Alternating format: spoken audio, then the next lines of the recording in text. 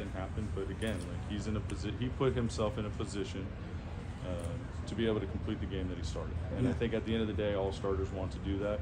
And sometimes because of opponents and because of offensive game planning and what they do. I mean, this team, obviously we saw him grind us out yesterday.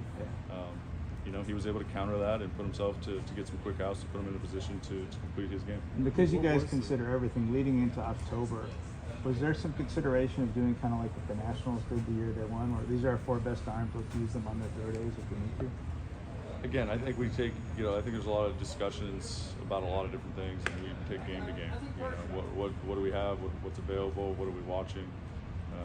Clearly, Blake Snell, Yama, Glasnow, Shohei, all really good pitchers. I think we can all agree that they're all really good pitchers, and any team would probably roll them out in a playoff game. So I don't think this is any, master plan. Again, I think we're starting our starters, and when it's time to move to the bullpen, that's when we'll move to the bullpen. But I don't think anybody ever goes into a game thinking like CG. Like you just, like I think we talk about a lot of things, but the plan is to start those guys and see how they do. And fortunately for the Dodgers, they've been pitching well. What was the discussion going into the night? Was no discussion. But you didn't speak with them? No, I mean, we talk every inning. Sure. But it wasn't, probably from the 6th inning, it's more like, all good, just a very simple question. Yes, and then we just move on. So there was no discussion from that standpoint. Well, you talked about the preparation, how he's really going to do that, but he had to face this team. So how did he prepare for this game? Well, I mean, I think the preparation is his process. It's he leading up to, it's kind of the, it's Will Ireton, it's Hero, it's Yata, it's our trainers, it's Will Smith. It's a process leading up to, like all our starters. He does a lot of prep work, a lot of homework, watching video, trying to get an understanding of who these hitters are. And then we go into a pregame meeting and we discuss, and exchange notes. It's the standard kind of process. But his is, and it's gotten to the point where he feels very convicted in what he's doing and what he wants to do. He understands what has been working for him. But it's not so much about not having faced them as much as he's watched a lot more video. He's just prepared. He's not that he was not prepared before, but this is an area where he has grown. He's wanted to grow, and I think that's a credit to him. I think it's a credit to the other pitchers on our team. For kind of slow drifting some ideas, some of our ideas. Like it's kind of been a group effort, but again, he's been driving this. And he is in a position right now where he's had just, I don't even know how to express it. I think somebody brought it up. It was like Kurt Schilling in 2001 was the last time. He's in some uncharted territory for pitchers right now. The way pitching is evolved in the postseason, do you even think it'd be possible, or did you see it?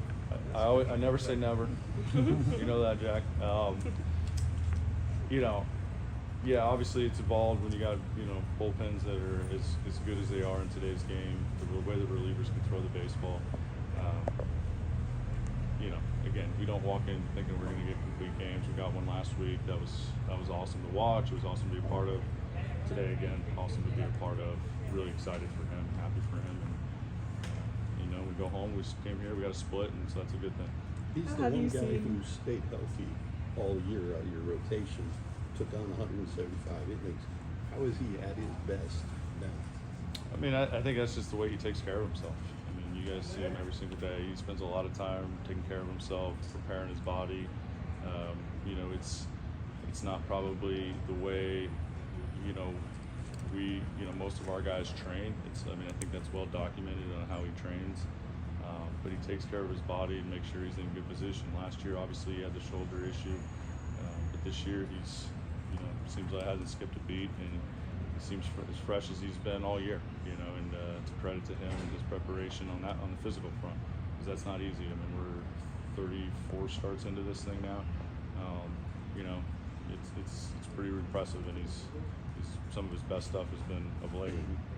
How have you seen Yoshinobu kind of get better at reading and reacting in game situations, and has that been especially important facing a lineup like this Blue Jays?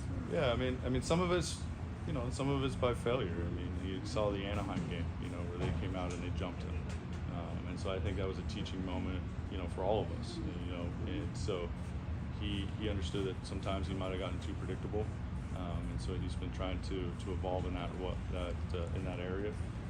His execution again is at a really high level right now, and he feels good with all his pitches, so that makes that part of it not necessarily easier, but he's able to try to do different things. But I think it's just, you make 34 starts, you learn a lot. Whether you learn it consciously or subconsciously, you're learning a lot about yourself, you're learning a lot about teams. You've seen a lot of playbooks against him, whether it's, be patient, be aggressive, do different things. So I think he's just gathered a lot of information this year that he didn't necessarily get last year because he missed time. And I think he's just putting it to good use. Thank you. Okay.